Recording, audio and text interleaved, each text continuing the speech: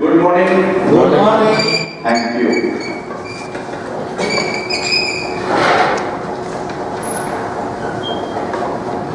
आपण सगळेजण health and न्यूट्रिशनच्या संदर्भामध्ये आपल्याला चांगले विचार करण्याची गरज आहे. त्यासाठी सगळेजण मिळतो. आज आपण आजच्या कार्यक्रमामध्ये आजच्या ह्या लेक्चरसाठी आपल्याला टिप्स देण्यासाठी श्री माधव जोशी यांना खास करून आपण निमंत्रित केलेला आहे. की थोडक्यात त्यांचा परिचय देतो. मराठी ठीक आहे ना? कारण आजचं पुस्तक वगैरे मराठी सगळं यस सर ये दो तीन लोग हैं कि जो मराठी समझ नहीं पाए. हिंदी में बीच बीच ओके हमारे बात वैसे श्री माधव जोशी मूळचे मुंबईचे कांदिवलीला राहतात. त्यांनी 30 वर्ष बँकिंग क्षेत्रात नोकरी केली. 30 इयर्स. आणि त्यांनी VRS घेतली आणि 2009 पासून म्हणजे गेले जवळपास 7 वर्षापासून ते ह्या फील्डमध्ये आहे लोकांना. त्यांनी बऱ्याच ठिकाणी लेक्चर्स असे ट्रेनिंग प्रोग्राम देऊन अवेअरनेस बऱ्याच लोकांना अवेअरनेस दिला आणि लोकांमध्ये जनजागृती बऱ्यापैकी केली. मी व्यंकटेशला रिक्वेस्ट करतो त्यांचा एक छोटासा बुके देऊन आपण थोडं प्लीज. Good morning. प्रोग्राम सुरू करायच्या आधी मी एक प्रार्थना म्हणतो.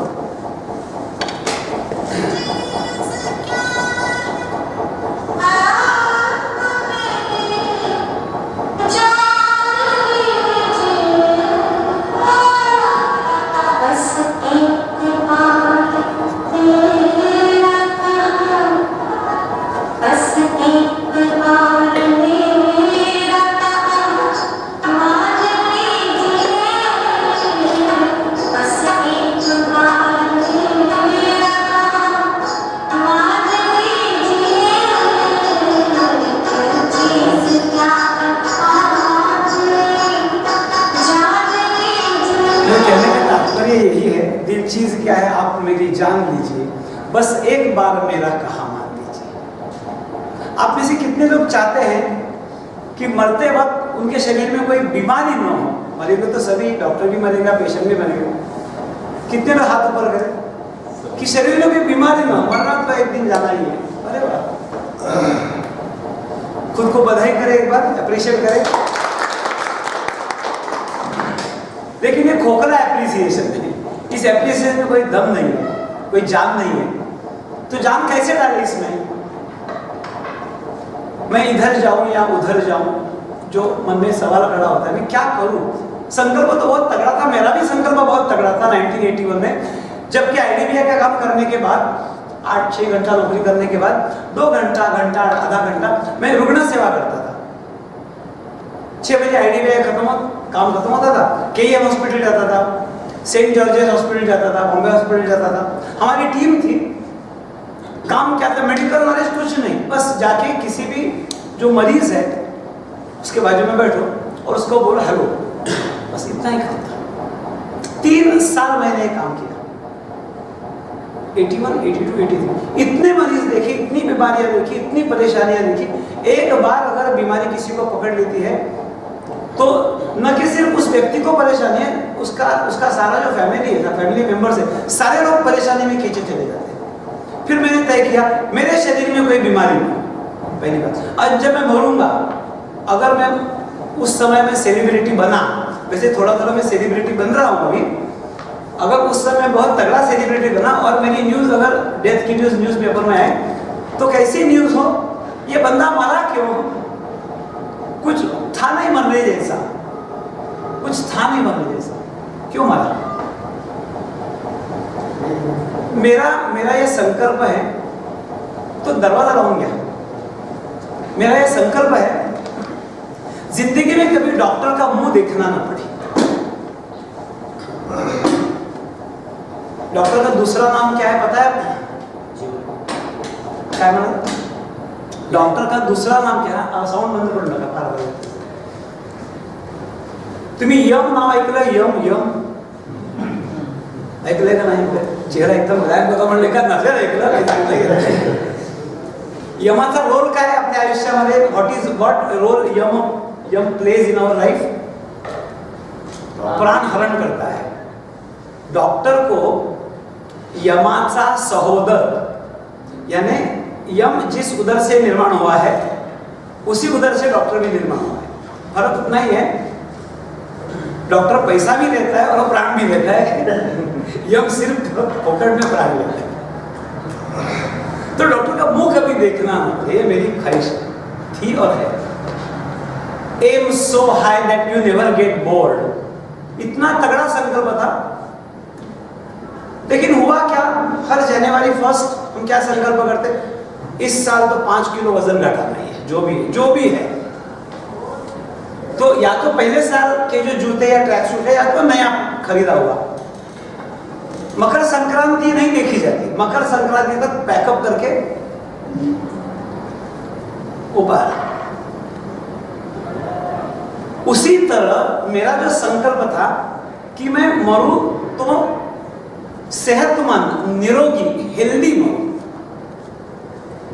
5 years down the line, 10 years down the line परिस्थिति इतनी बदल चुकी थी. मेरे शरीर में उस समय 14 डेविएशंस थी.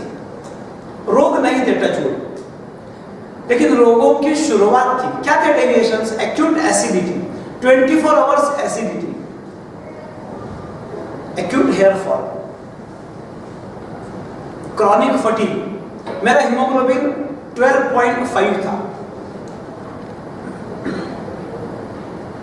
स्त्री का हीमोग्लोबिन जितना होना चाहिए उससे भी कम था. स्त्री का तो 13 से 15 रेंज माना जाता है, पुरुष का 15 से 18 माना जाता है. स्त्री का जितना होना चाहिए उससे भी कम था. Chronic fatigue. मेरे दोनों घुटने डीजेनरेटेड थे रादर. 30 साल पहले, अभी तो 2015 चल रहा है, 30 साल पहले नीचे बैठना मेरे लिए अलाउड नहीं था. No sitting, no. किसी के घर जाना है रहने के लिए तो पूछना पड़ता टॉयलेट कैसा है, इंडियन टाइप है कि कमोड है. अगर कमोड है तो जाना, नहीं तो नहीं जाना. उस 30 साल पहले बहुत ही कम घरों में कमोड होता था. आजकल तो जैसा फ्लैट बनता है, टावर बनता है, लिफ्ट होती है, कमोड होता है, वो जो एमिनिटीज बोलते हैं तो सारे के सारे होते हैं. उस समय टॉयलेट में कॉमन संडास रहते थे. हम तो 4 में रहने वाले लोग, बस्ती में रहने वाले लोग, कॉमन संडास थे. कमोड की क्या बात है? मुझे ग्रेड 1 लिस्थेसिस है, कमर दर्द है, लो बैक एक बोलते हैं. मेरा L5S1 से 25% डिस्प्लेस्ड है. फॉरवर्ड बेंडिंग मना है, दौड़ना मना है, मोटरसाइकिल चलाना मना है, झुकना मना है, वजन उठाना मना है. ये मनाही उस हद तक गई. आप में से अगर कोई बॉम्बे कभी आया हुआ है तो मैं कांदिवली रहता हूँ. कांदिवली में लोकल ट्रेन में चढ़ना मना और चर्चगेट में लोकल ट्रेन से उतरना मना. नो वंडर 2005 में मुझे VRS मिली और मैंने VRS ली. इतना पैर उठाना भी मेरे लिए फॉरवर्ड बेंडिंग ही था.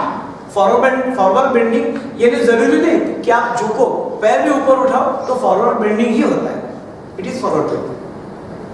मेरा ट्राइग्लिसराइड ज्यादा था, LDL ज्यादा था, HDL कम था. सारा का सारा जो हेल्थ का माहौल था बिगड़ा हुआ था, बिल्कुल बिगड़ा हुआ था.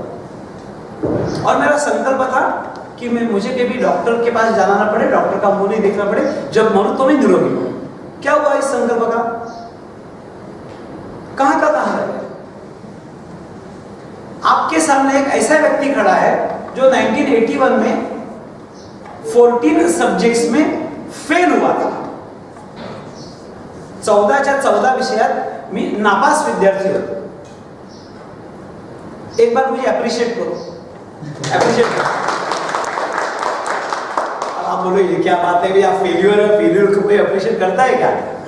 कोई तगड़े मार्क्स लेता है, अच्छा नंबर लेता है, पास होता है. आज सब के सब 14 सब्जेक्ट में मैं डिस्टिंक्शन से पास हुआ विद्यार्थी हूं. अब फिर से एक बार appreciate. Deserve appreciation once more. एक बार फिर से करो, फिर कारण बोलो। अब का कारण ये है, ये जो सारा परिवर्तन हुआ है, ये सारा परिवर्तन बिना कोई इंजेक्शन, गोली, लेप, मरहम, औषध, चूर्ण, काढ़ा उकाड़ा लिए बगैर हुआ है, सिर्फ अन्न के माध्यम से। और मैं ये मानता हूं, अगर मैं ऐसी कोई कोशिश करता कि इस परिवर्तन के लिए इस सारे व्यवधानों या जो उपाय है उसका उपयोग करता, तो शायद ये परिवर्तन हो ही नहीं सकता। अगर आपको हेल्थ चाहिए तो प्रधान रूप से अन्न के बारे में आपको सोचना पड़ेगा। और दुर्भाग्य की बात यह है, अगर कोई बीमार होता है, आप क्या करते हो? डॉक्टर के पास जाते हो। कितनी दुर्भाग्य की बात है। मतलब डॉक्टर के पास जाना दुर्भाग्य की बात नहीं है। डॉक्टर के पास जाना दुर्भाग्य की बात नहीं है। अन्न के बारे में न सोचना दुर्भाग्य की बात है। फिर डॉक्टर दवा लिख के देता है। दवा क्या करती है? एक आभास निर्माण करती है, वर्चुअल हेल्थ। आजकल वर्चुअल जमाना चल रहा है ना, सब वर्चुअल है। वर्चुअल हेल्थ क्रिएट करते हैं। आपको लगता है मैं ठीक हो गया, गलत। सिम्टम्स दबाए गए, हेल्दी नहीं हुआ। फिर कुछ समय बाद अगर आपकी बीमारी ठीक नहीं होती तो आप क्या करते हो? क्या करते हो? दूसरे डॉक्टर के पास चले जाते हो। और क्या कर सकते हो? और कर ही क्या सकते हो? दूसरे डॉक्टर के पास जाते हो। दूसरे डॉक्टर से भी बात नहीं बनी तो पैथी बदलते हो। हम शुरुआत नॉर्मली एलोपैथी से करते हैं। मग म्हणतो हे औषध उष्ण पडतं, अमुक होतं, तमुक होतं, काय हजार भानगड त्याच्यात. फिर आप आयुर्वेद प्रैक्टिस करने में वैद्य के पास जाते हो। फिर बोलता है वो भी नहीं बात बनती तो होम्योपैथी हो जाती है, होम्योपैथी नहीं बनती तो नेचुरोपैथी हो जाती है। देखो एक खांसी की बीमारी, दिल्ली का मुख्यमंत्री कहाँ चला गया है? आज की बात है, ये मैं कहानी नहीं बोल रहा हूँ, ये कोई कहानी नहीं, सत्य है, वास्तव है। बेंगलोर चला गया। आप बेंगलोर जाओ, पुणे जाओ, कहीं भी जाओ, मुझे कोई प्रॉब्लम नहीं उससे।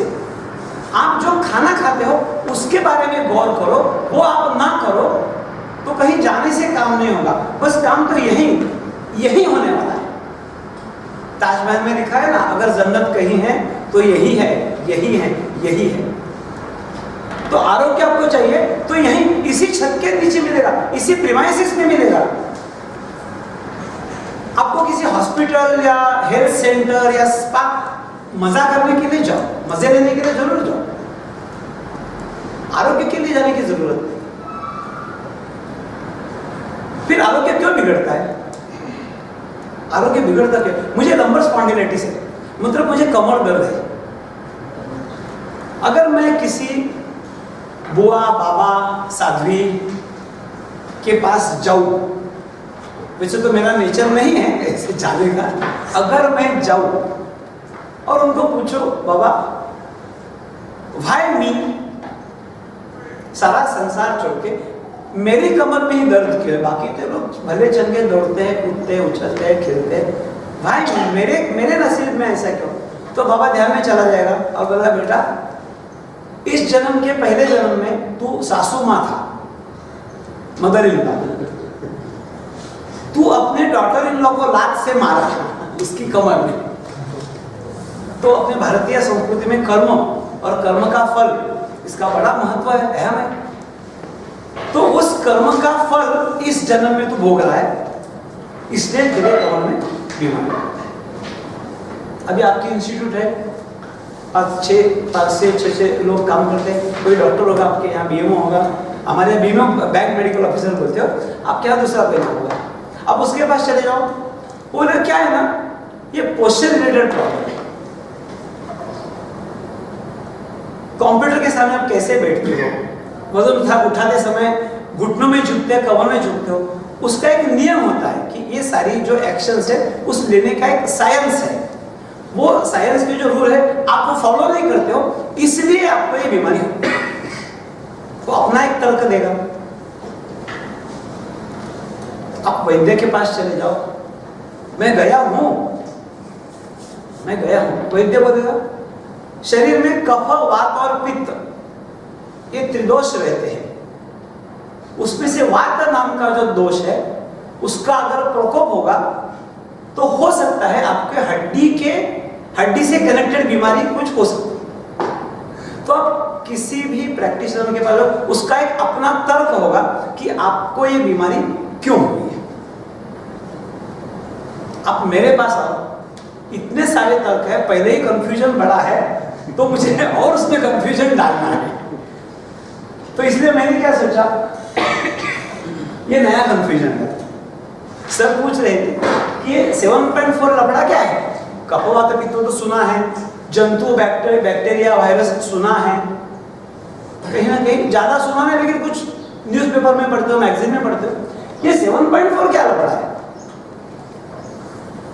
पावर ऑफ हाइड्रोजन यानी किसी भी लिक्विड में हाइड्रोजन आयन की संख्या नापने का एक लॉगरिथमिक, नेगेटिव लॉगरिथमिक परिमाण है। इसको पीएच बोलते हैं। 0 pH is acidic, 14 pH is alkali, 7 pH is neutral, उदासीन। न्यूट्रल का एग्जांपल क्या है, पानी, H2O न्यूट्रल है।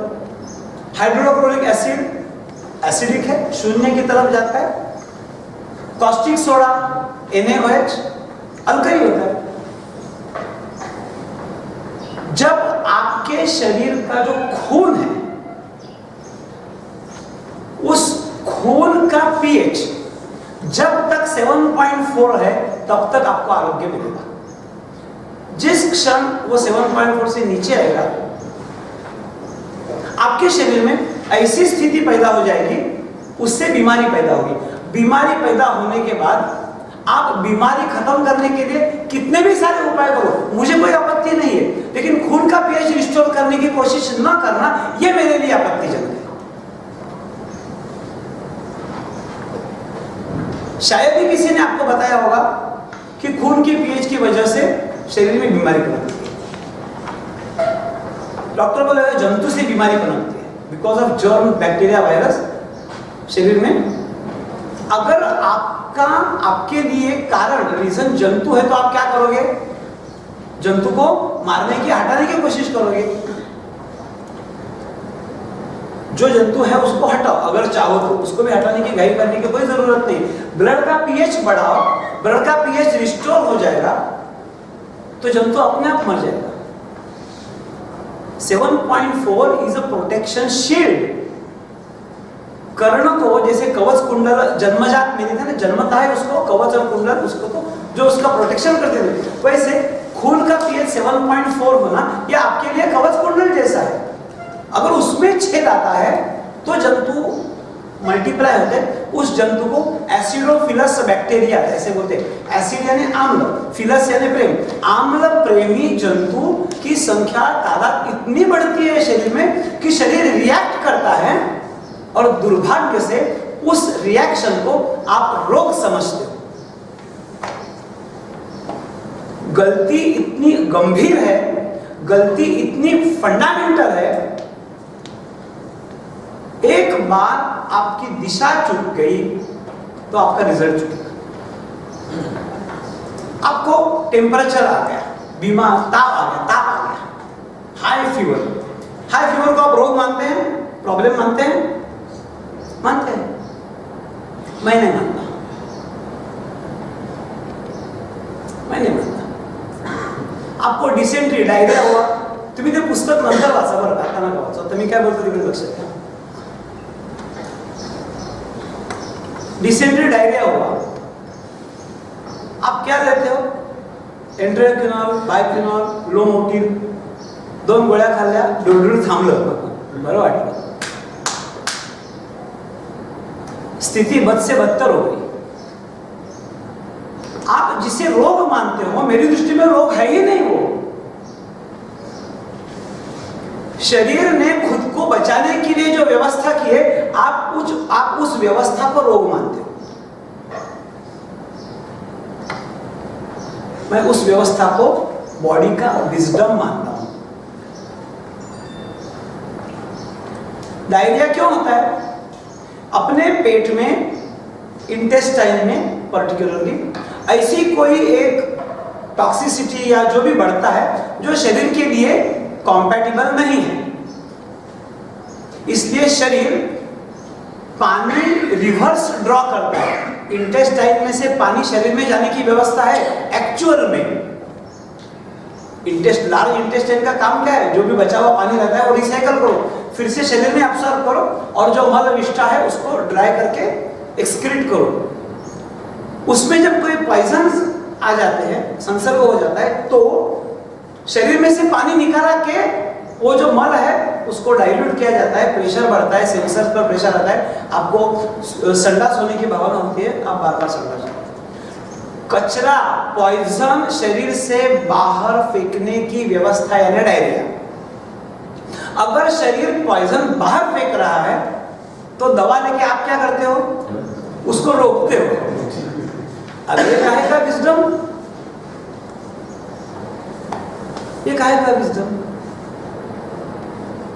आप जिससे रोग कहते हो वो रोग न होने के कारण आप इसके लिए जो उपाय करते हो, मराठीमध्ये एक म्हण आहे, रोगापेक्षा इलाज भयंकर. रोग परवडला पण तो इलाज नको अशी म्हणायची वेळ आणता तुम्ही. रोगापेक्षा इलाज भयंकर. समझो, बात को सटीकता से समझो, बारीकी से समझो कि प्रॉब्लम कहाँ है.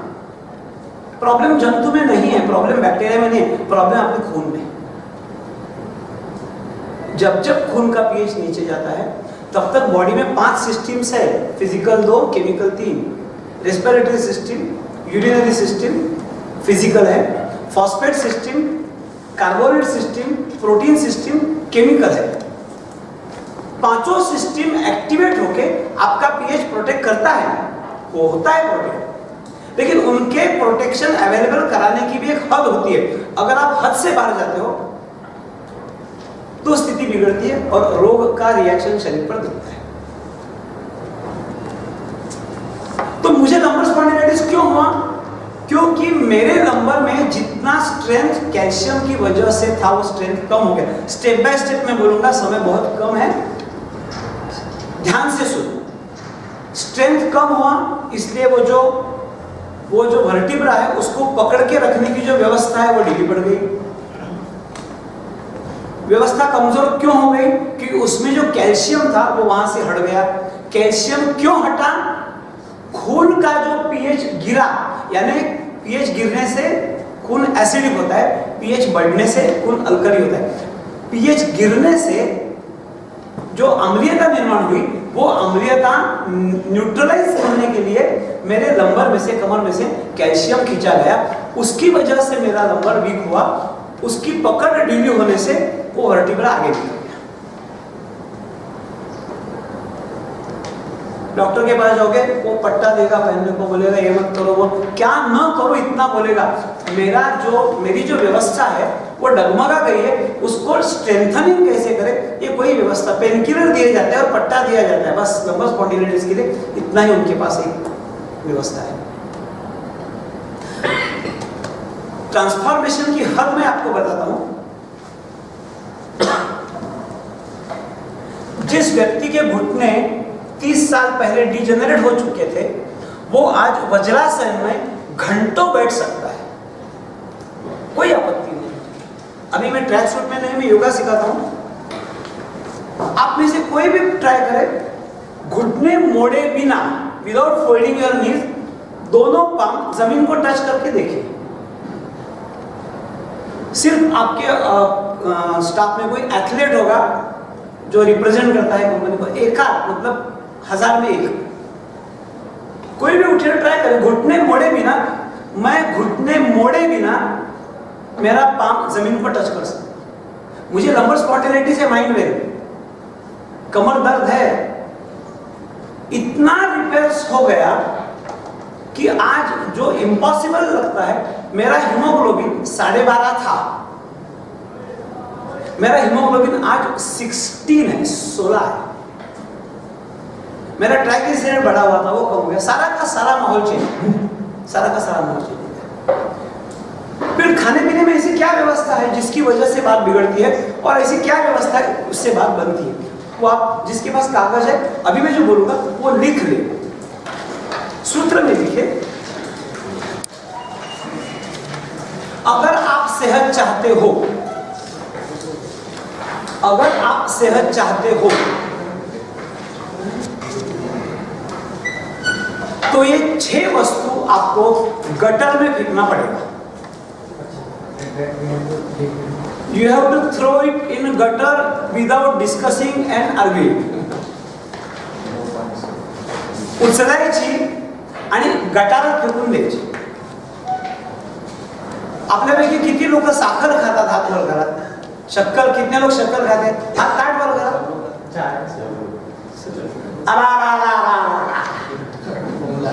काल आपण असं केलं ना, होळी झाली ना, ती होळी अशी करतात, माझ्या कोर्सने अशी होळी करतात। तुम्ही सगळेच्या सगळे जण नरकात जाणार आहात 100%। मग तिथे स्टाफ, एक्झिक्युटिव्ह, सिनियर ऑफिसर काही नाही,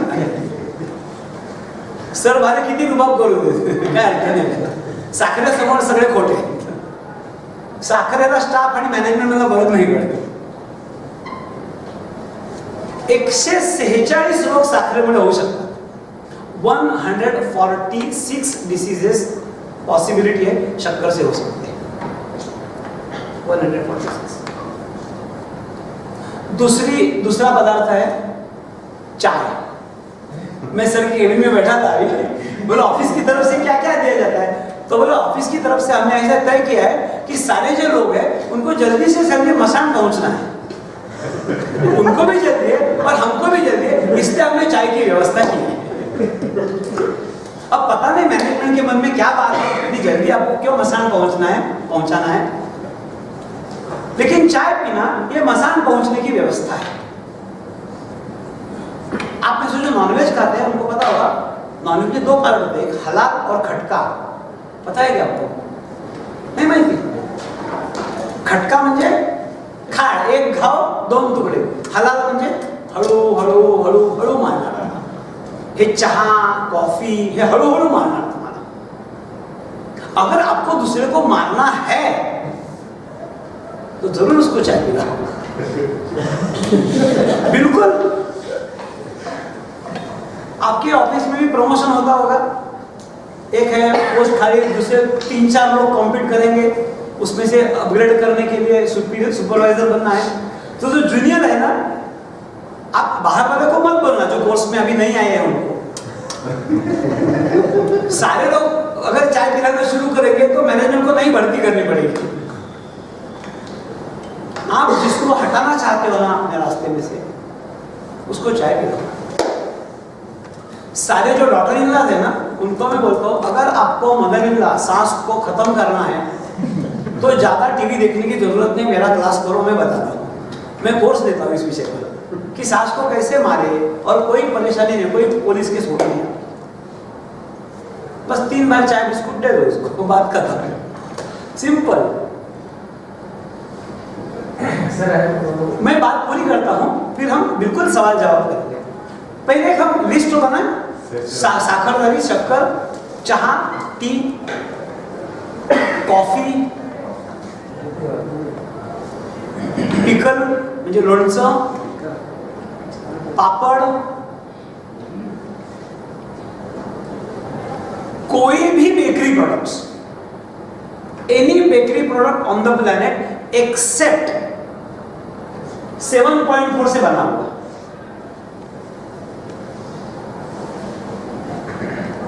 जो अभी मैंने रखा है मैं आपको जाते समय खिलाऊंगा नमूना, बिल्कुल। And refined oil. By the way, तो कॅन्टीनचा कोण प्राणी आलाय का? काय बोगस माणूस आहे, त्याला सांगितलं होतं हे म्हणून, महत्वाचं लेक्चर आहे, तुमचं जीवन त्याच्या हातात अवलंबून आहे। फोन केला नाही आणि रिफाइंड ऑइल, ये सारी वस्तु है इमीडिएटली, एक सर्क्युलर आता है ना विथ इमीडिएट इफेक्ट, अदरवाइज उसका एक डेट होता है कि दिस इज एप्लीकेबल फ्रॉम 1 अप्रैल, कोई गवर्नमेंट का ऑर्डर है फलाना फलाना, ये इमीडिएट सर्क्युलर साइन हुआ, इमीडिएट अमल चाहिए। तो ये सारे के सारे वस्तु गटर में फेंक दो। फिर उसको कोई ऑप्शन है? बिल्कुल है। शक्कर को ऑप्शन है रसायन मुक्त जैगरी, रसायन मुक्त गुड़,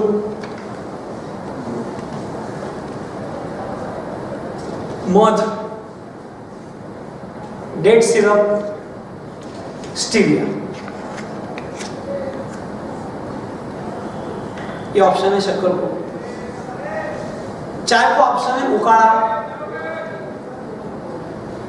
बाजार में एवरेस्ट टी मसाला मिलता है, चाय में डालने के लिए मसाला होता है। आप चाय मत डालो, सिर्फ मसाला डालो दूध में,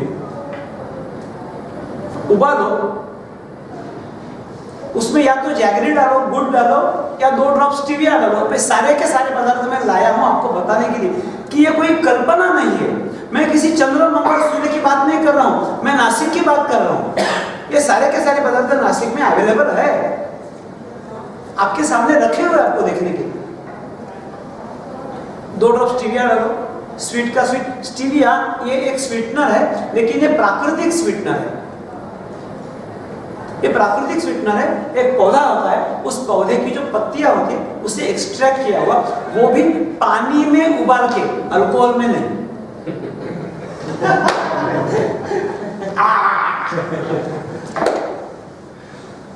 काश आप मुझे 30 साल पहले बुलाते लेक्चर को, मैं कुछ मजे लेता आपके यहाँ आने, लेकिन आज बात वो नहीं है। आज तो मैं मजा नहीं ले सकता आपकी कंपनी का। फिर 7.4 कंपनी से भी एक टी बनाया है हमने सिमिलर। आप में से कोई साउथ इंडियन है? अगर कौन साउथ है तो सब कषाय बनवाता कि नहीं तुम्हें? कषाय समझता है ना? कषाय समझता है। कषाय बनता है ना, धनिया पाउडर, जीरा मिला के, बड़ीशेप मिला के, कितना बढ़िया होता है। इट इज ऑसम, इतना स्वादिष्ट होता है, इतना हेल्दी है, पूर्ण रूप से प्राकृतिक और 7.4 को कॉम्पैटिबल, पूर्ण रूप से प्राकृतिक। धणे थोडे शेकायचे, धणे बडीशेप जिरे एका विशिष्ट प्रमाणात घ्यायचं। एका कपाला अर्धा चमचा टाका, बॉईल करा, 2 ड्रॉप स्टीविया टाका, फर्स्ट क्लास। कभी आपको जो डाइजेशन की बीमारी होती है ना, वो कभी समस्या नहीं होती। और चाय पीने से डाइजेशन की समस्या कॉम्प्लिकेट होती है, कॉन्स्टिपेशन होगा। कॉफी 7.4 की तरफ से हम कॉफी भी बनाते हैं, उसमें भी चिकरी रहती है जो कॉफी का बेस होता है। धना, बड़ीशेप, दालचीनी, लौंग और ऐसे 1-2 स्वाद के लिए गरम मसाले के जो पदार्थ है वो डालते हैं। बहुत बढ़िया कॉफी, वो भी हमने लाया है आपके लिए। कौन बोलता है कि आप एंजॉय नहीं करोगे? बिल्कुल एंजॉय, 100% एंजॉयमेंट, कोई प्रॉब्लम नहीं है। मेरी जो खाने पीने की व्यवस्था बड़ी तगड़ी व्यवस्था है, कोई फास्टिंग वगैरह करना नहीं, एको भूखता, ऐसा कोई ड्रामा नहीं है। पेट भर के खाने का, 4, 5, 6 वेळा खा, काही प्रॉब्लेम नहीं, तरी निरोगी रहना तुम्ही। सवाल ये नहीं आप कितने बार खाते हो, सवाल है आप क्या खाते हो, खाते क्या, पेट भर के खाओ, कोई प्रॉब्लम नहीं है। अचार, वर्स्ट थिंग अचार मतलब जो बाजार में मिलता है, उसमें सोडियम बेंजोएट नाम का एक रसायन रहता है, या बेंजोइक एसिड, जो भी आप बोलो, एक ही बात है। पापड़ जो बनता है तो पापड़ में पापड़ खार बोलते हैं, सोडा होता है, पापड़ खार डालते हैं। तो पापड़ खार डाले बिना पापड़ है, जिसमें पापड़ खार नहीं डाला गया है ऐसा पापड़ है अपने पास। आप घर में अचार बनाते हो, उसमें नमक इतना डालते हो कि क्या आपको पता है, सोडियम इन कैल्शियम आउट। जिसके शरीर में सोडियम मात्रा से ज्यादा जाएगा, उसके शरीर में से कैल्शियम एक्सक्रीट होगा, निकल जाएगा। और दुर्भाग्य से अभी मैंने सर से बात की कि डेफिनेटली आप लोगों से बात करना अच्छा लगेगा मुझे, लेकिन उससे ज़्यादा अगर आपके फैमिली मेंबर्स यानी आपकी बीवी या बहन या माँ जो किचन से रिलेटेड है वो अगर साथ में इस सेशन में होती तो बात और बढ़ती। क्योंकि कुछ बातें ऐसी है, मैं आपको कितना बताऊं, आप या तो आपको समझ में नहीं आएगी और समझ में आएगी तो कुछ गलत समझ में आएगा और घर जाके झगड़ा होगा बाकी कुछ नहीं। आप कोशिश करो, अभी आपने सुना ना, आप घर जाके कोशिश करो अपने माँ बीबी या सिस्टर को, नहीं मानेगी। आप दूसरे की बीबी को ट्राई करो, वो मानेगी। ये लफड़ा ऐसा है कि आप अपनी बीवी को ट्राई मत करो। You go to somebody else's house और उसको भाभी बोला वो माधव दादा आया था, क्या बात कही उसने, ये करके देखो बीमारी हट जाए। इमिजिएटली शी विल से अब आमचे हे ना त्यांना काही अक्कल नाही, हे तिचा नाव आहे। भाऊजी तुम्ही बोलताय ना ते बरोबर आहे। कोणत्याही बाईला नवऱ्यापेक्षा भाऊजी प्रिय असतो। भाऊजी खरा वाटतो मला काय, आणि भाऊजी बरोबर, माझ्या याला काही कळत नाही। आणि उलटपणे बरं का, प्रत्येक माणसाला वाटतं काय हे मूर्ख पात्र माझ्या गळ्यामध्ये, कुठून दुर्बुद्धी झालेली हो म्हटलं मी त्यावेळेला, त्याची बघ कशी आहे। हे नॅचरल है। सो अगर कन्विंस करना है तो घर में जाके कन्विंस, अपने घर में मत कन्विंस करो, दूसरे के जाके घर में जाके कन्विंस करो, जो भी करना है। No bakery product, bakery product क्यों नहीं बोलता हूं मैं, उसमें जो मैदा होता है उसके लिए आमतौर पर न्यूट्रिशनिस्ट उसको विरोध करते हैं। बिस्किट में होता है, पाव में होता है, जो भी होता है मैदा होता है उसमें। मैं मैदे का इतना विरोधी नहीं हूं जितना वो विरोधी है। मैं बिस्किट या बेकरी प्रोडक्ट का विरोध इसलिए करता हूं कि उसमें डालडा पड़ता है, हाइड्रोजनेटेड वेजिटेबल ऑयल, HVO। ये इतना एक भयंकर जहरीला रसायन है, इतना प्रतिष्ठा है उसको, उस जहर को इतनी प्रतिष्ठा है कि वो गवर्नमेंट अप्रूव्ड है। और अंततः हम रिफाइंड ऑयल की बात करते हैं कि रिफाइंड ऑयल, आप कभी बॉम्बे पुणे हाईवे पर ट्रेवल करो या किसी ढाबे पे या बड़े होटल पे, वहां लिखा होता है हमारे यहाँ सारे पदार्थ रिफाइंड ऑयल में बनाए हुए हैं, और बड़े गर्व से वो लिखते हैं। ये शर्म की बात है, गर्व की बात नहीं है, ये शर्म की बात है। मैं क्या पढ़ता हूं, हमारे यहाँ सारे पदार्थ जहर में बनाए हुए होते हैं। किसी को अगर हार्ट की बीमारी होती है, हार्ट अटैक होता है, हुआ है इस कंपनी में किसको, कौन हार्ट अटैक आ गया, आप किस सोसाइटी में किसी भी हार्ट अटैक जो पेशेंट उसके घर जाओ, उसका डिस्चार्ज कार्ड देखो, डिस्चार्ज कार्ड में वो हॉस्पिटल की तरफ से लिखा होगा सुबह सुबह उठते 2 बिस्किट और 1 कप चाय पियो। बिल्कुल गलत। आपके दिन की शुरुआत ही गलतियों से होती है और दिन का अंत भी गलतियों से होता है। शुरुआत में गलती, मध्य में गलती, अंत में गलती, आपको आरोग्य हेल्थ सेहत मिलने वाली नहीं। कम वक्त में आप कुछ भी करें, आप एजुकेटेड है, आपके पास पैसा है, गाड़ी है, बंगला है, सब हेल्थ नहीं मिलेगा जब तक आप खाने पीने के बारे में ढंग से बात समझते नहीं, अन्न का शरीर पर क्या परिणाम होता है वो जानते नहीं, और बिना जाने बिना समझे परंपरा के रूप में लोग करते इसलिए मैं करता हूं, करते रहोगे तो निश्चित रूप से आरोग्य ध्वस्त होगा। ये 6 चीजें नहीं, उसके लिए उसके बदले में ये 6 चीजें खाना है जो मैंने बोला। शक्कर के बदले में जो बोला, चाय के बदले में बोला, कॉफी के बदले में बोला, बिस्किट के बदले में बोला, अचार पापड़ के, अचार भी आप घर में बना सकते हो। अचार 4-8 दिन के लिए बनाओ, फिर से बनाओ, फिर से बनाओ, 1 साल का नहीं बनाने का। भारत में होता है ना, इस साल बनाओ रखो अगले साल खाओ, गलत। और रिफाइंड ऑयल के बदले कच्ची घानी का तेल खाओ। कच्ची घानी यानी कोल्ड प्रेस्ड ऑयल, जो सामने रखा है ना वो कोल्ड प्रेस्ड ऑयल है। It is not processed, not heated, उसमें कोई जहर मतलब कोई केमिकल नहीं पड़ा है। मैं मानता हूं उसका स्मेल थोड़ा अलग आता है, आई एग्री, लेकिन उस तेल का अलग होना उसकी खूबी है, दोष नहीं है।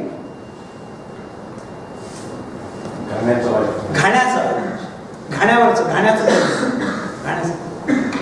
ये 6 चीज।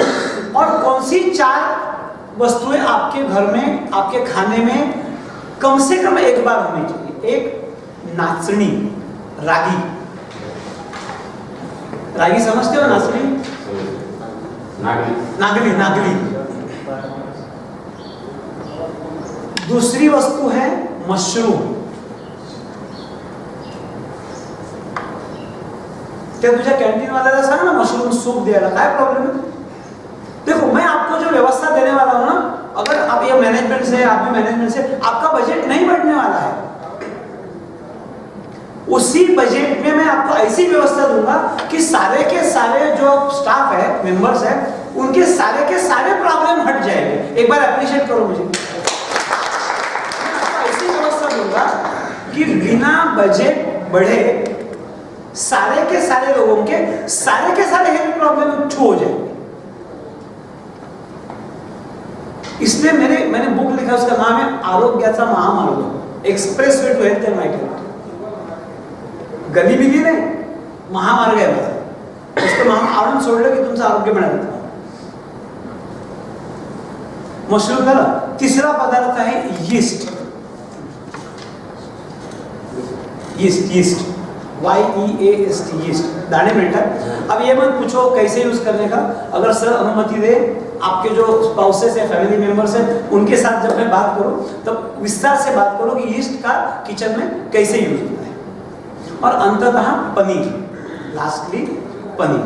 सो नाचणी, पनीर, मशरूम आणि यीस्ट हे 4 पदार्थ तुमच्या अन्नात धिस और दॅट रोज पाहिजेत।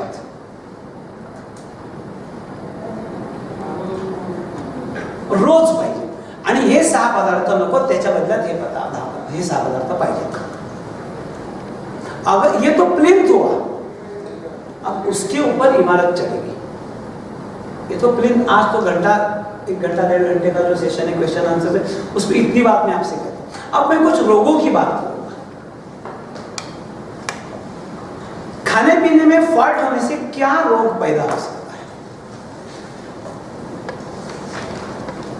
ब्लड प्रेशर बहुत आम बीमारी है, ब्लड प्रेशर।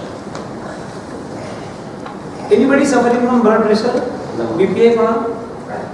तुम्हारा बीपी है? थोड़ा सा है, पड़े रहता आता थोडासा आहे, अजून तरुण आहे म्हणून आणखी 2-5 वाढेल, मग सकाळ होळी संध्याकाळ होळी चालू आहे ड्रामा सगळा। बीपी जिसको परेशानी है उसका शरीर, और बीपी जिसको परेशानी नहीं है, उन दोनों के शरीर में तत्वतः क्या फर्क है? अब थोड़ी सी बीमारी पर चर्चा करते हैं। काय फरक आहे दोघांमध्ये?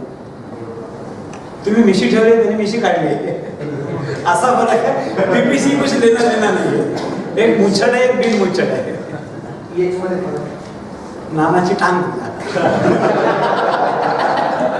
चला बापाला शिकवतोस। सत्य है।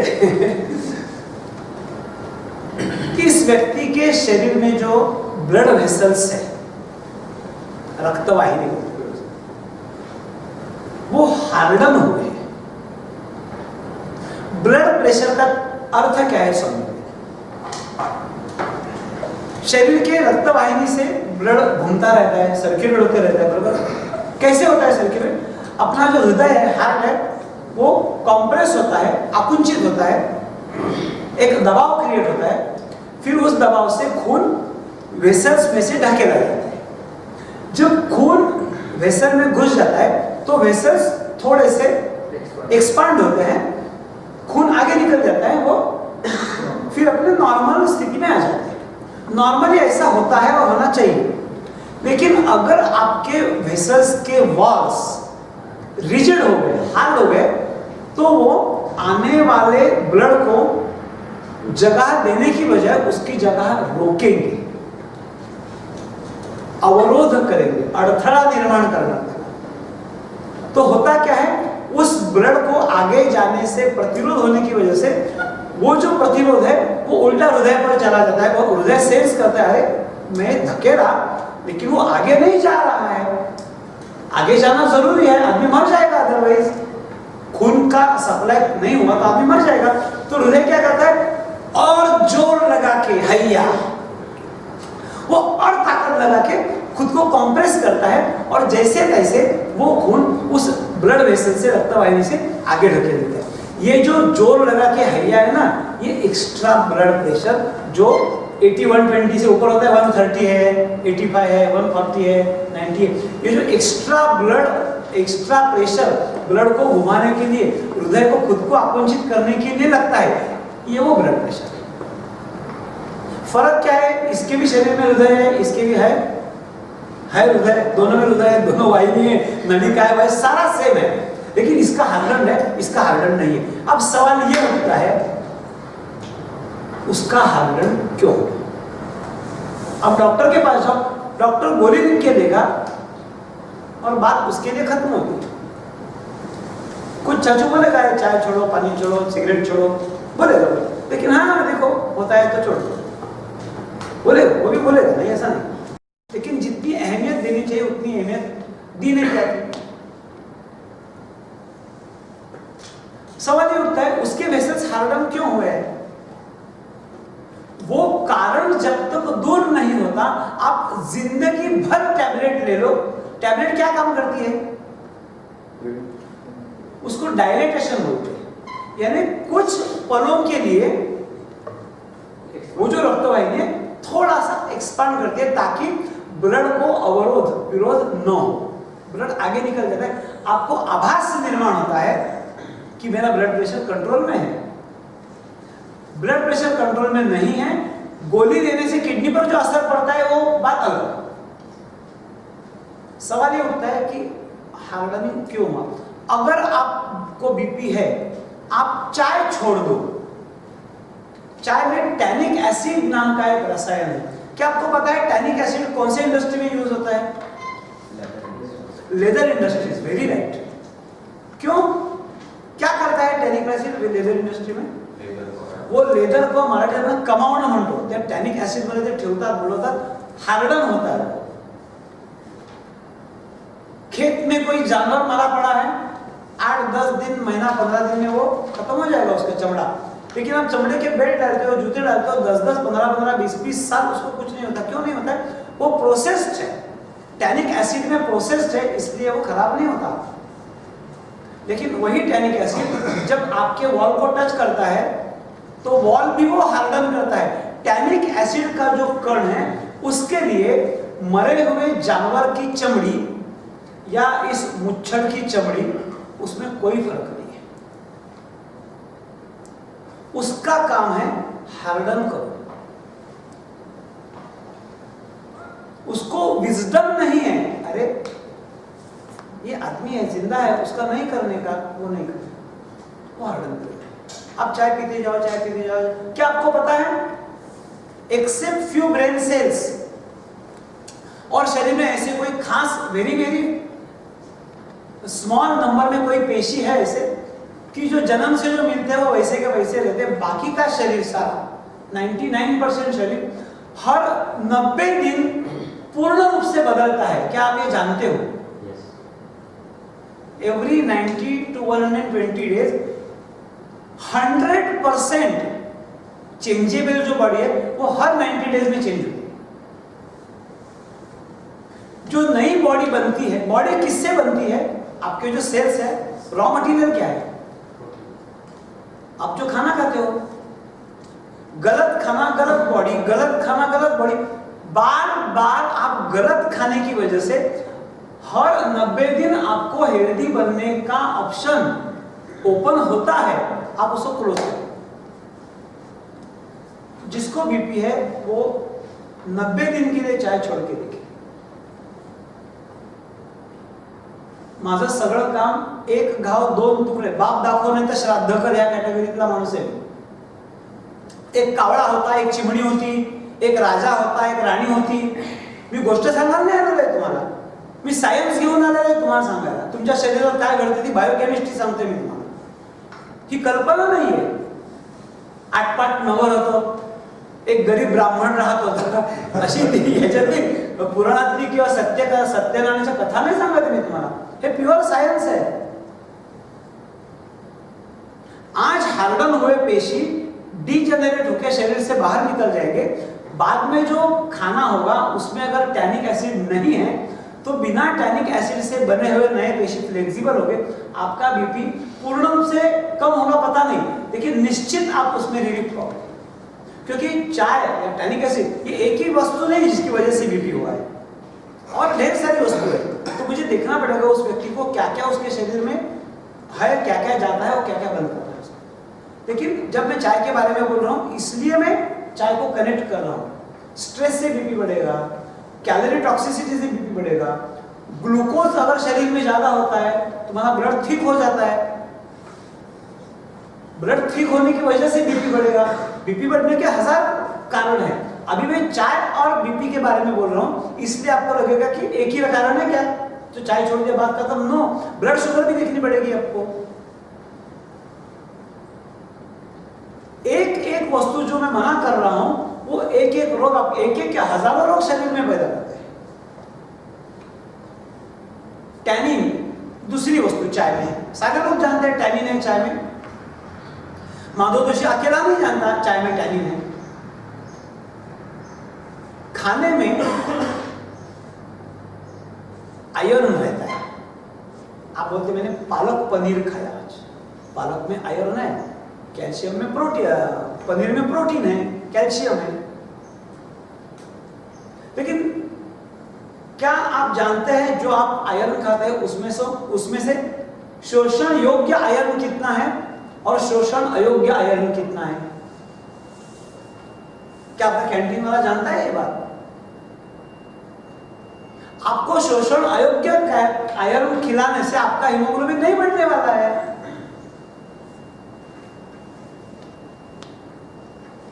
एक बात। दूसरी बात, खाने में जो शोषण योग्य आयरन है वो अगर टैनिन के मॉलिक्यूल के साथ जुड़ जाता है तो उसका ऑक्सीडेशन होके उसका शोषण अयोग्य आयरन बनता है। तो जो व्यक्ति चाय पीता है उसका हीमोग्लोबिन कभी बढ़ेगा नहीं। कुछ भी करो।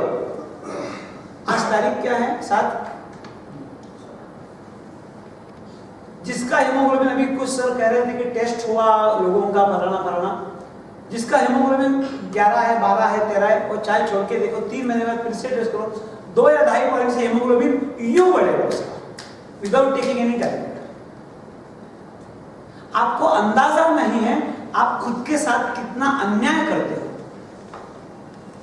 शरीर की इज्जत करना नहीं आता है आपको, कोई प्रॉब्लम नहीं, मुझे कोई आपत्ति नहीं। मैं कोई धर्म महात्मा नहीं हूं, मैं प्रीचर नहीं हूं। कम से कम शरीर का इंसल्ट तो मत करो। इफ यू कांट अप्रिशिएट, उसको डिस्काउंट तो मत करो। डिस्काउंट करना भी आप छोड़ देना तो भी आप सेहतमंद बन सकते हो। उसके लिए कहीं चंद्र मंगल से वस्तु लाने की जरूरत नहीं। सारे के सारे नाशिक, काय गावाचं नाव यहाँ? दिंडोरी में अवेलेबल हो सकते हैं। दिंडोरी में, कहीं इंग्लैंड अमेरिका जाने की जरूरत नहीं। अब सवाल है कुछ वो टी तो अभी बहुत लोग बोलते हैं ग्रीन टी इज गुड, वो सब वेरिएशंस होती है ना, black tea, green tea. I tell, चाय में टैनिन और टैनिक एसिड के साथ साथ थीन, थियोब्रोमिन और फॉर्फ्यूरॉल ये रसायन भी है। जिस तरह से ग्रीन टी बनाया जाता है उस प्रोसेस में टैनिन और टैनिक एसिड वो पानी में नहीं उतरता है, ये मैं जानता हूं। लेकिन थीन, थियोब्रोमिन, फॉर्फ्यूरॉल ये जो रसायन है जो शरीर के लिए कॉम्पैटिबल नहीं है, वो उतरते हैं या नहीं, इस पर क्वेश्चन मार्क है। ना भी उतरते हो लेकिन उस पर कोई निश्चित रूप से बात नहीं कर सकता है, इसलिए कीप सेफ, दूर रहो। एक कुत्ता है, आप जानते हैं कि वो काटता है, आप दूर रहते। दूसरा कुत्ता भी है, आप जानते नहीं है कि ये काटता है या नहीं काटता है, फिर भी आप बच के ही रहोगे ना। ये जानता नहीं है इसलिए उसको चूमना जाओगे। जानते नहीं तो कुत्ता है ना, वो काट सकता है, उसको दूरी तो रोकना ना, अंदर लपड़ा नको। दूसरी बात, चाय में जो एंटीऑक्सीडेंट्स होते हैं उसके बड़े ढोल पीटे जाते हैं।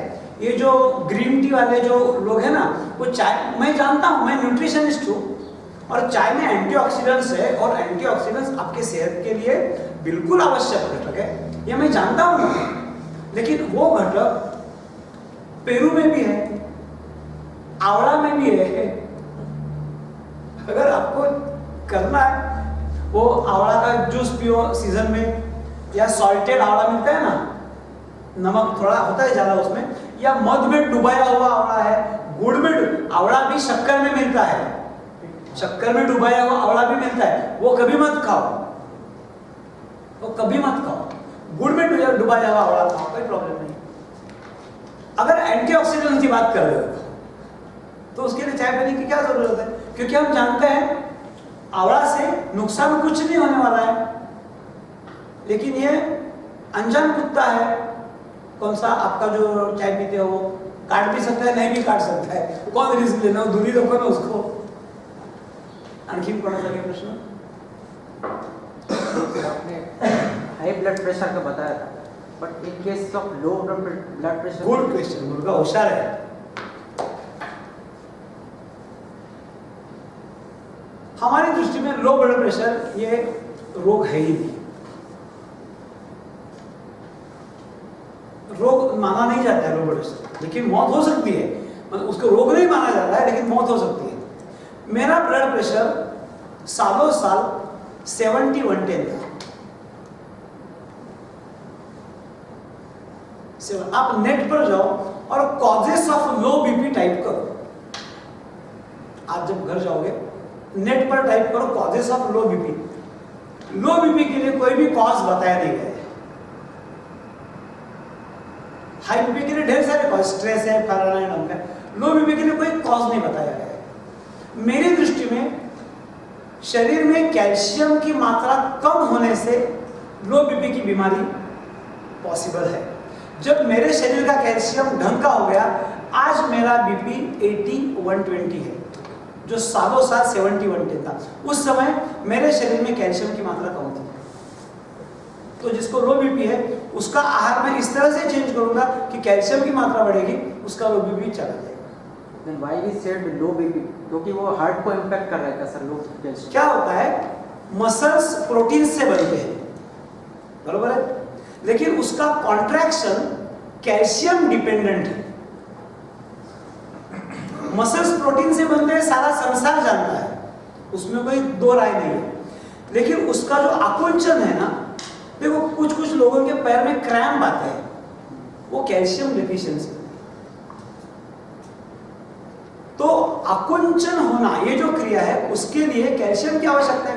उस व्यक्ति का जो कैल्शियम है, शरीर में कैल्शियम की मात्रा पूर्ण हो, तो शायद मेरा गया ना बीपी, तो शक्कर खाना बंद करो। शक्कर पर बात नहीं कि बहुत लंबा खींचा जाएगा, इसलिए इतना समझो कि वो पॉइजन है। बहुत बड़ी स्टोरी है उसकी, बहुत बड़ी स्टोरी। शक्कर खाना बंद करो, उसका लो बीपी कम हो जाएगा। गुड़ खाओ, क्योंकि शक्कर खाने से कैल्शियम इरोजन होता है शरीर में, ऑस्टियोपोरोसिस होता है। हड्डी को, ऑस्टियो यानी हड्डी, पोर यानी होल, हड्डी में होल गिरता है शक्कर खाने से, कैल्शियम की मात्रा कम होती है। गुड़ खाओ, मध पियो, डेट सिरप खाओ, क्या प्रॉब्लम है? Paneer is very rich source of protein, calcium and fat. जो तीनों वस्तु हमें चाहिए। बहुत आसान है, बना के हफ्ते का पनीर बना के फ्रिज में रखो, थोड़ा थोड़ा रोज निकालो, रोज करने की जरूरत नहीं है। बहुत सारे व्यंजन बनेंगे। आपके घर में ओटीजी है तो रोस्टेड पनीर बनेगा, ग्रिल्ड पनीर बनेगा, पनीर भुर्जी बनेगी, रोटी में पनीर डालो तो पनीर पराठा बनेगा। इतने सारे टेस्टी और स्वादिष्ट व्यंजन बनेंगे, तो पनीर खाना जरूरी है। पर्टिकुलरली जो नॉनवेज नहीं खाते हैं, जो एग्स और मटन मच्छी नहीं खाते हैं, उनके लिए प्रॉब्लम होता है। कैल्शियम और प्रोटीन मिलेंगे कहाँ से, सोर्स क्या है? तो उनके लिए प्रोटीन बड़ा नामी सोर्स है। अगर आप चिकन सूप, चिकन, मटन या फिश खाते हो तो शायद आपको पनीर की इतनी अहमियत नहीं है, लेकिन जो नॉन वेजिटेरियन नहीं है उनके लिए पनीर की बहुत अहमियत है। Absorbable iron and non absorbable iron, कौन से इसमें? सारे के सारे शाकाहार में 70% आयरन ये फेरिक फॉर्म का होता है, जो नॉन एब्सॉर्बेबल है, और 30% आयरन फेरस फॉर्म का होता है, जो एब्सॉर्बेबल है। तो बेसिकली जो शाकाहारी है वो पहले माइनस पॉइंट में है। 70% iron as it is absorb नहीं हो सकता है, संडास से निकल जाएगा। एज इट इज 30% ही अवेलेबल है। उस पर अगर आप चाय पीते हो तो उसमें से भी आधे मॉलिक्यूल अगर फेरिक में कन्वर्ट हो जाते हैं तो वो भी एब्सॉर्ब नहीं हो पाएंगे। एकनाथांचा एक भारूड आहे, काट्याच्या आणीवर वसले 3 गाव, 2 ओसाड 1 वसेची ना, आंधळ्याने मारल्या 3 बुक्क्या, 2 हुकल्या 1 लागेची ना. आधी त्याच्यात 30% ऍब्सॉर्बेबल, त्यात तुम्ही चहा प्यायलात की ते सुद्धा नॉन ऍब्सॉर्बेबल मध्ये गेलं. कैन यू बिलीव, मैं जब आईडीबीआई में था रोज का चाय पीने का मेरा कोटा 40 कप था, 40.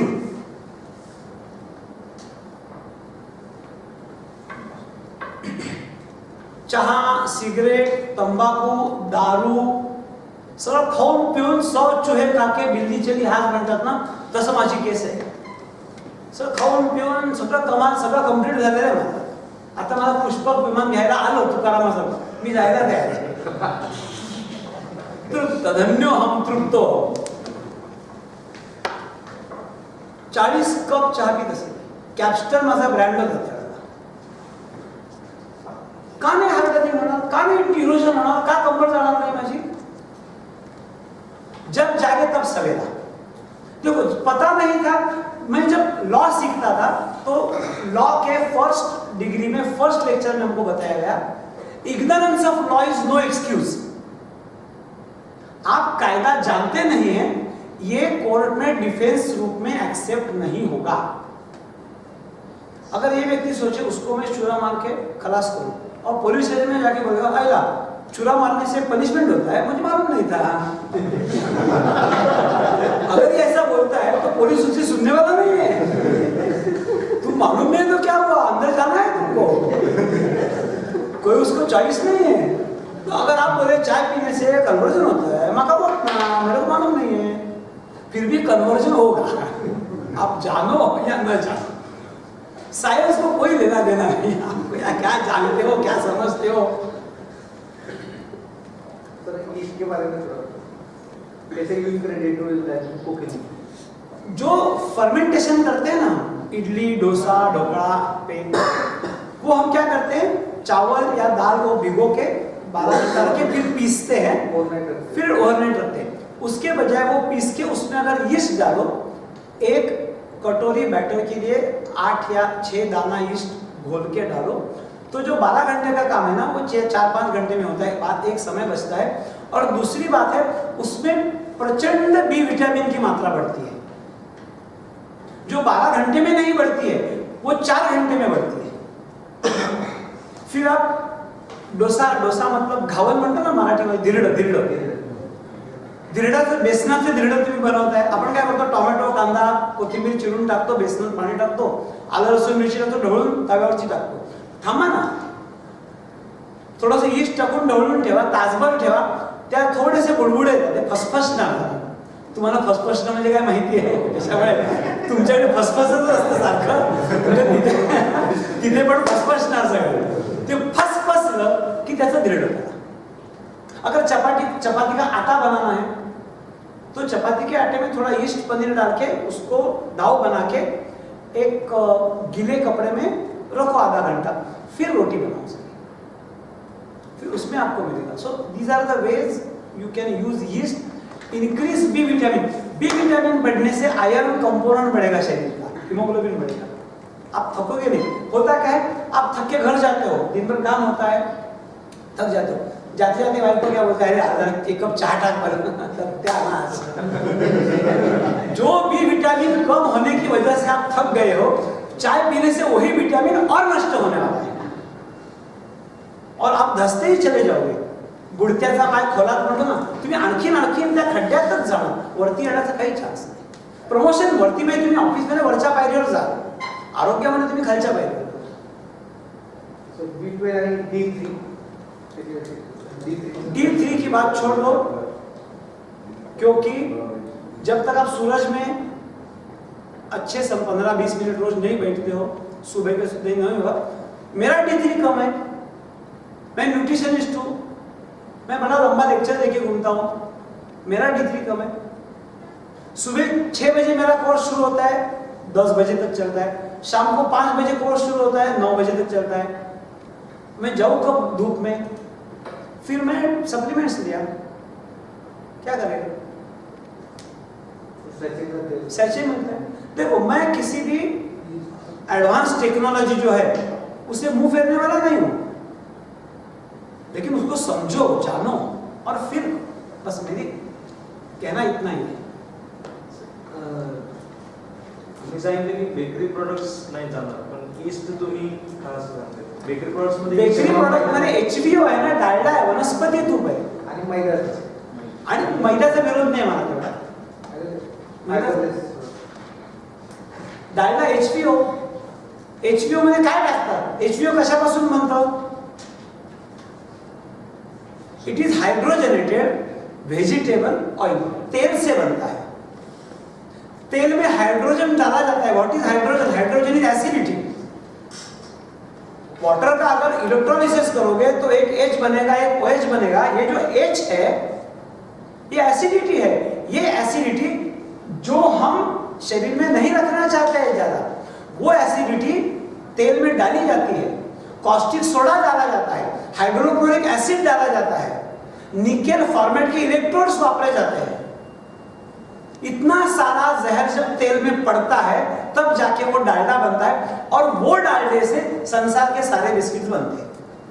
कुछ है लोग जो शुद्ध घी से बिस्किट बनाते हैं, दुर्भाग्यवश वो उसमें शक्कर डालते हैं. सिर्फ 7.4 के बिस्किट ही ऐसे हैं जो शुद्ध घी में बनते हैं और ऑर्गेनिक जॅगरी से बनते हैं. एक काम कर, आपले 2 पुढे आहेत ना बिस्किटाचे, ते फोड आणि चालले तोपर्यंत ते जाताना गर्दी होईल. मी त्यांना आता बिस्किटाविषयी बोलतो ते खातील. आणखी सर, आपने कहा कि refined oil to be replaced with cold pressed oil. Cold pressed oil का क्या एडवांटेज है? रिफाइंड ऑयल रिफाइन क्यों करते हैं, एक एक नहीं सांगा.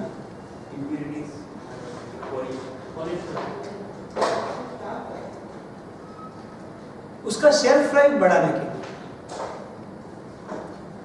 ऑन द रिफाइंड ऑयल 3 महीने में वो फ्री फैटी एसिड्स की इतनी मात्रा होती है उसमें कि वो खाने लायक नहीं रहता है. मराठीमध्ये आपण खवट झालं म्हणतो. तेल काय झालं, खवट झालं, वास आला तेलाला, रैंसिडिटी. फ्री फैटी एसिड्स 3% से ज्यादा बनते हैं तो वो रैंसिड हो जाता है, वो काम का नहीं रहता. वो फ्री फैटी एसिड न बने इसलिए ऑयल में कॉस्टिक सोडा डालते हैं. आप तो आपका सारा इंडस्ट्री रसायन मतलब केमिस्ट्री, आपका सारा इंडस्ट्री मैकेनिकल इलेक्ट्रिकल इंडस्ट्री है ही नहीं है. जाओ कॉस्टिक एसिड कॉस्टिक सोडा में उंगली डुबो के आओ, जाओ देखता हूं क्या होता है आपके उंगली का. ये कॉस्टिक सोडा वो तेल से आपके शरीर में जाता है, ये आपके स्त्री के गर्भाशय में जाएगा कॉस्टिक सोडा ये, तो उसको पॉलिसिस्टिक ओवरी डिसऑर्डर होगा, PCOS होगा, PCOD होगा, फाइब्रोसिस होगा. अगर लंग्स में चला जाएगा, दमा होगा, 1000 रोग इससे होने वाले. और आप बेचारे रोगों को दूर करने के लिए भटकते रहते हो, एलोपैथी, होम्योपैथी, आयुर्वेद. अरे ये बिस्किट बंद करो, ये तेल बंद करो. मराठीमध्ये एक म्हण आहे, पुस्तकात दिलेले, जखम मांडीला आणि औषध शेंडीला. मला खरं दुसरं म्हणायचं होतं, पण पुस्तकामध्ये लिहिता येत नाही ना, लिहायला बोलतो काही पण म्हणून बोलेल असं होतं तुमचं. प्रॉब्लेम कुठे है आणि काय शोधताय तुम्ही, कसं आरोग्य मिळेल. और जब मैं देखता हूँ ये जो माएँ आपकी जो बहन बीबी बच्चे जो भी है स्कूल में 4-4 ग्लूकोज बिस्किट देके वो डब्बे में देते हैं, जैम ब्रेड देते हैं. What nonsense. और ये सारे पढ़े लिखे लोग हैं, कोई अनपढ़ नहीं है, और अनपढ़ लोग देते भी नहीं है। वो भाकरी वगैरह ऐसा कुछ देते, सीधा साधा चटणी भाकरी खातात. हे तुम्ही जास्ती शिकलात ना म्हणून प्रॉब्लेम झाला. तुम्ही अडाणी होतात ते बरं सुखी होतात. उनमें लिस्ट बना के भेजता है, ये दे दो, ये दे दो, ये दे दो. Exactly what is it true. School में लिस्ट बना के भेजते हैं. क्या बात, क्या है जैम में? कलर. कलर किससे बनता है? आप व्हॅनिला आईस्क्रीम ते नाही, आपलं ते पण दे, दोन्ही दे. एक काम कर, तू 2 पुड्या फोड आणि त्यांना दे. ते जसं रजिस्टर फिरलं ना तसे ते पुढी फिरेल त्यांची. तू फिरू नको सगळे. हा, तुम्ही तुकडा तुकडा घ्या ना, सगळ्यांना मिळेल. ते ते फिरवू नकोस तू. काय सांगतो तुम्ही? व्हॅनिला व्हॅनिला आईस्क्रीम खाते आप. लग्न झालंय तुझं? रिसेप्शनच्या वेळेला राजा आणि खुर्चीत बसला असशील, ते बायकोच्या नंड्यात काय भरवलंस त्यावेळेला? Vanilla ice cream. ये जो वैनिला है, ये जो स्वाद है वैनिला का, वैनिला किससे बनता है? प्लांट होता है वैनिला का. क्या आपको लगता है वैनिला प्लांट से एक्सट्रैक्ट किया हुआ जो अर्क इसेंस है वो डालते हैं वैनिला आइसक्रीम में? सॉरी, डांबर कोल टार से एक्सट्रैक्ट किया हुआ वैनिलीन नाम का रसायन डालते हैं. Purely carcinogen, cancerous. लग्नाच्या पहिल्याच दिवशी तिच्या गर्भाशयात तू डांबर टाकलंस आणि म्हणणार बरशाली भारत हो, काय कपाळ भारत बरशाली होणार. हे जे ह्यांचं खाण्यापिण्याचं, मग ती पण सूड काढते तुझा. तू मला डांबर दिलंस, मग मी तेरे को डांबर देते हो, मग ती पण आम्ही टाळ्या वाजवणार. काय बोलणार? वो बहुत कॉस्टली है एक्टिव वैनिला का इसेंस. किती कॉस्टली आहे तो परवडणार नाही व्हॅनिलाचा इसेंस. नाही, त्यांना परवडेल, बनवणाऱ्याला काय, घेणाऱ्याला परवडणार नाही. पण आपण आईस्क्रीम बनवतो, ऑर्गॅनिक जॅगरी घालून आईस्क्रीम बनवतो. Pure mango, pure strawberry, pure chikoo, केशर, ड्रायफ्रूट. आपला काय सिद्धांत आहे? No chemicals, no refined sugar, no artificial colour, flavours, preservative, no refined, no hydrogen. कोणतंही रसायन नसलेला पदार्थ आपण.